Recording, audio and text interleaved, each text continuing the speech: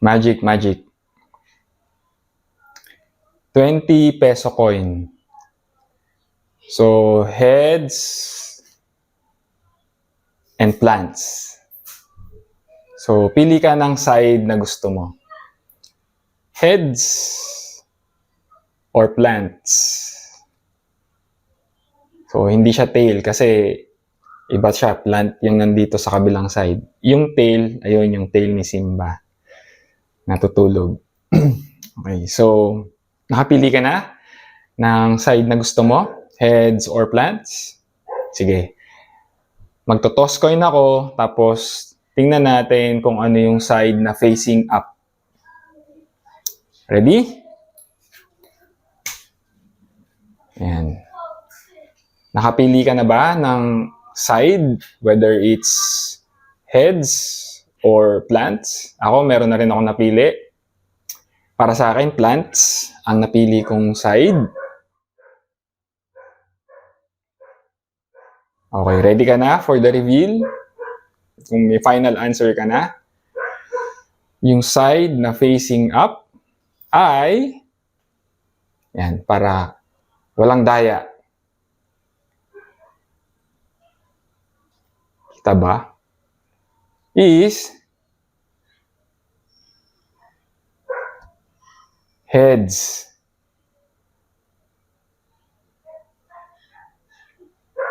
Okay.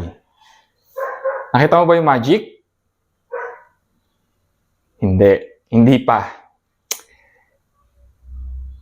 Yung ginawa natin na activity is a representation ng everyday experience natin sa buhay. Subconsciously or on a deeper level, somehow nag-agree tayo to participate in that experience. So, parehas tayo naging involved. And then, yung mismong pag-toss ng coin, wala siyang meaning. Pero, after nung toss coin, nung lumabas na yung side, kung anong side siya, and ang lumabas na side is yung heads, para sa akin, ang pinili ko yung plants. So, pwede kong sabihin na dun sa experience na yon, sabihin ko na talo ko. Kasi ibang side yung lumabas, hindi yung gusto ko. Yung heads yung lumabas, hindi yung plants. Bad outcome or negative outcome. Kasi hindi ko gusto yung side na lumabas. Kung ikaw, heads yung napili mo, congratulations, unang-una. And siguro, sasabihin mo na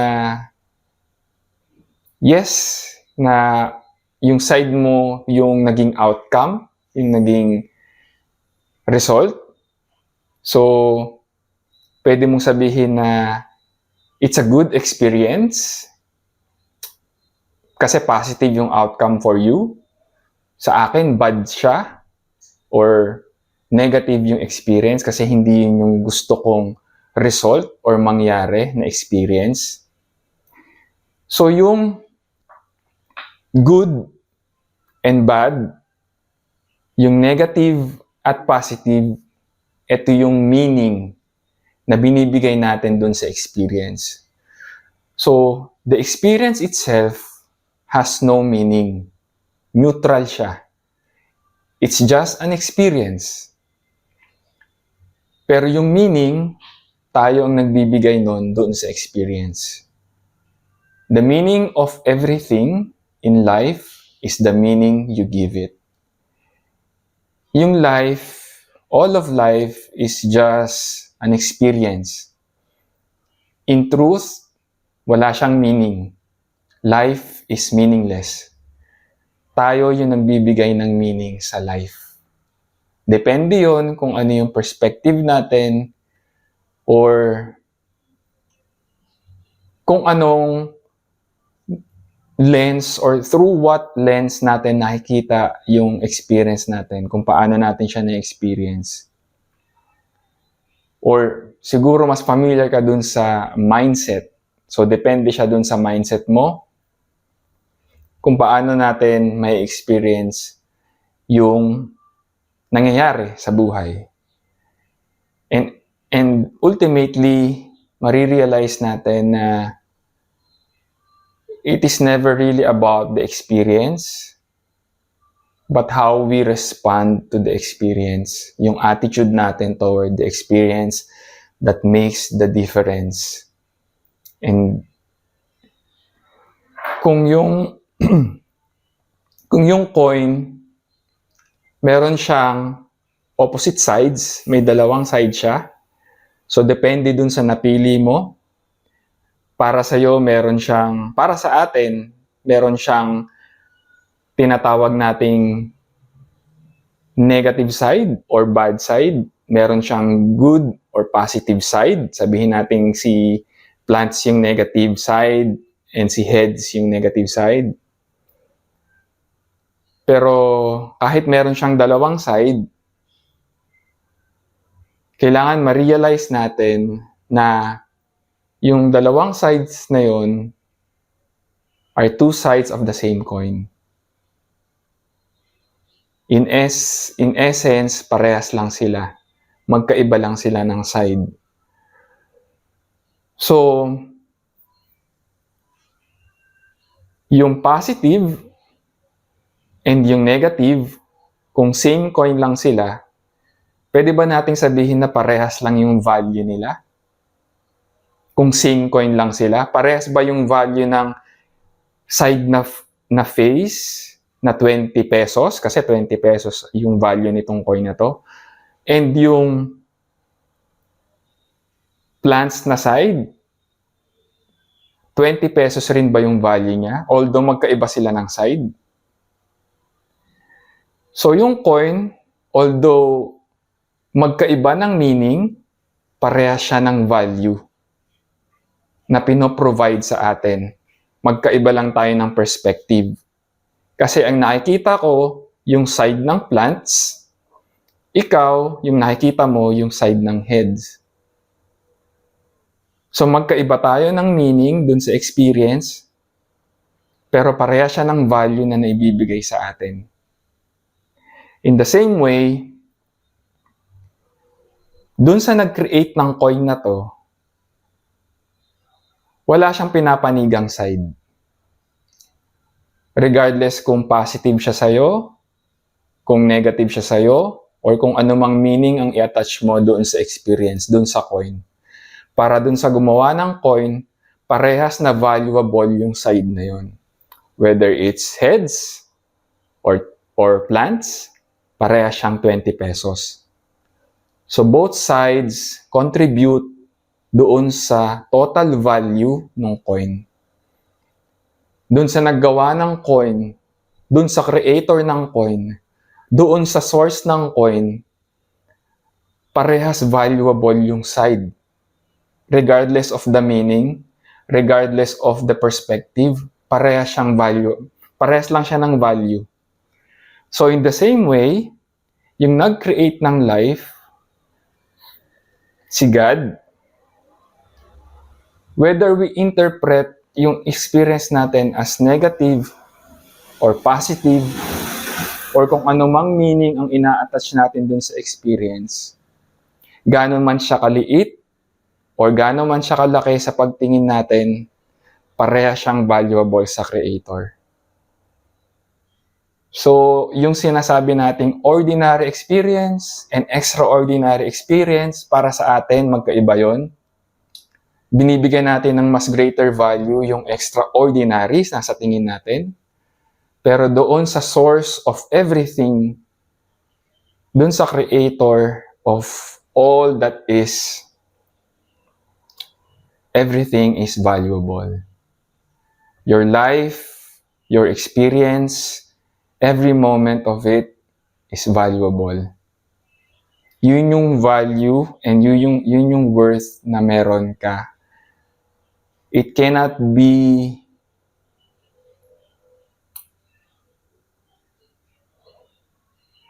compared to any material wealth Kasi yung value na yon is intrinsic or within you.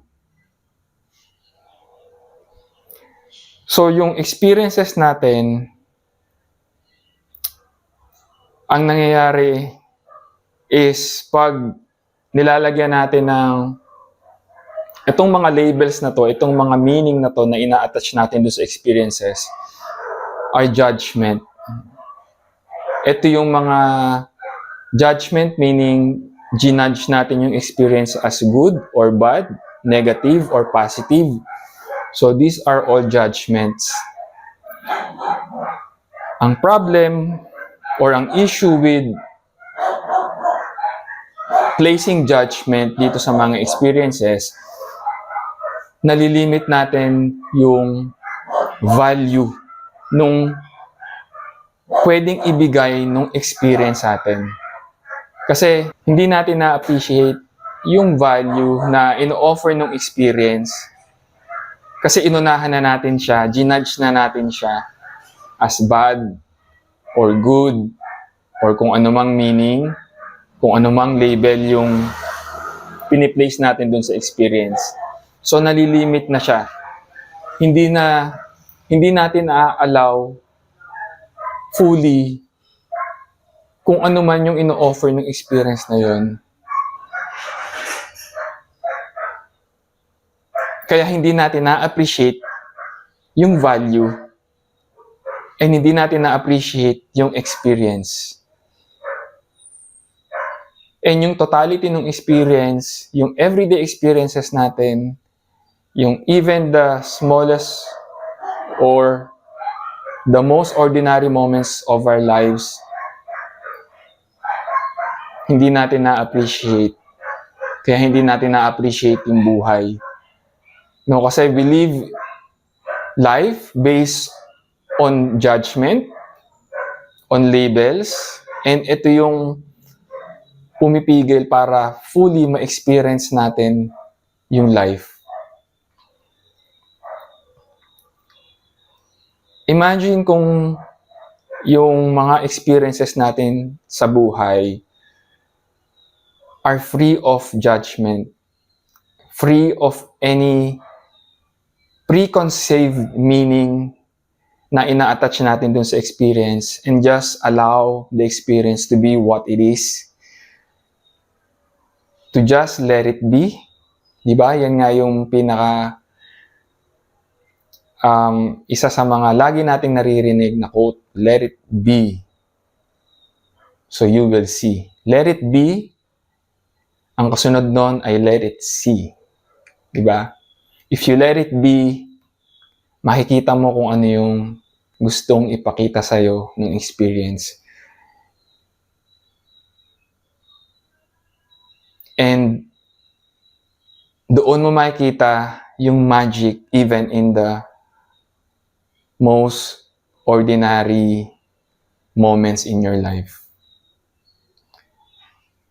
At nakikita natin yon if we have that awareness, if we become aware of the magic in every moment. At pag naging aware na tayo, we will experience life differently. It may appear ordinary, pero yung experience natin will be magical. And makikita natin yung magic na yon not with these eyes, but with our mind's eyes and our heart's eyes.